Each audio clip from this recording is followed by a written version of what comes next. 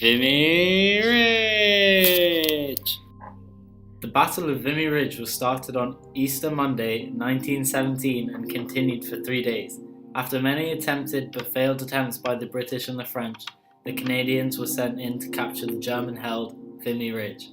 The Canadians dug miles of tunnels to be ready for the attack, and so they could not be at risk of shelling from the Germans.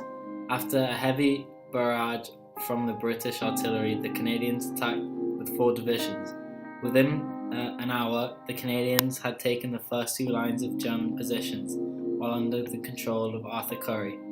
In the next 3 days, the entire ridge was wholly in the control of the Allied forces. However, the victory had a massive cost. 10,602 wounded during the assault and 3,598 were killed. The Germans suffered an even heavier loss of troops, losing over 20,000 casualties.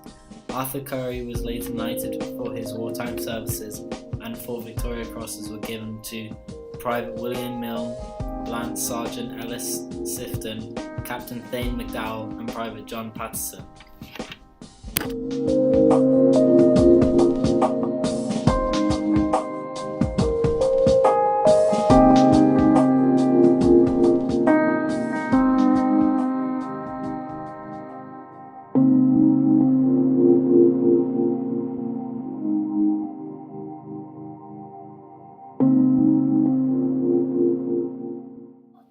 The battle all started because they wanted the Germans to leave that area so they can get the land back.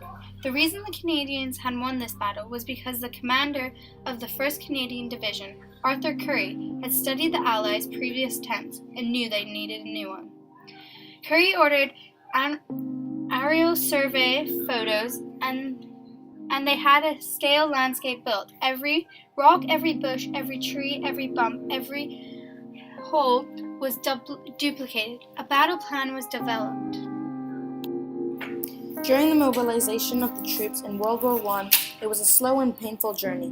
The troops were usually transported in from Great Britain, and they were sent by rail to the front if it was possible.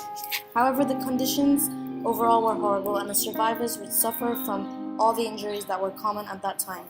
The troops dug 12 deep subways, which had totaled more than 5 kilometers in length.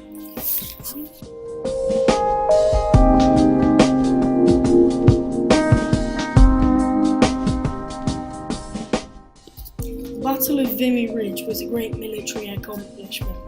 Canada had done what other countries couldn't. They used kite balloons, which they put aeroscopic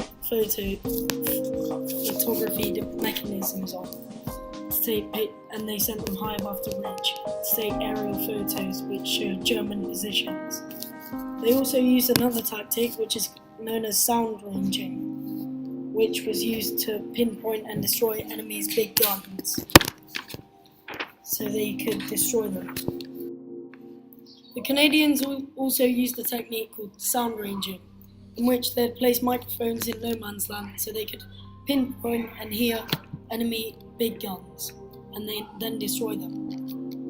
Each mic could locate the guns within 28 yards in 5 minutes. They could even calculate the caliber of the weapons. They also were in a Canadian machine gun brigade. Germans set up sniper nests in trees as well. All soldiers received duplicate photos with their movement drawn on them for careful studying. Before the attack began, every soldier knew exactly where to go and when to go there. The attack was done in a step-by-step motion. The attack of Vimy Ridge marked the beginning of the end of the war. The Germans had lost a key defense. The Germans finally surrendered on November 11, 1918.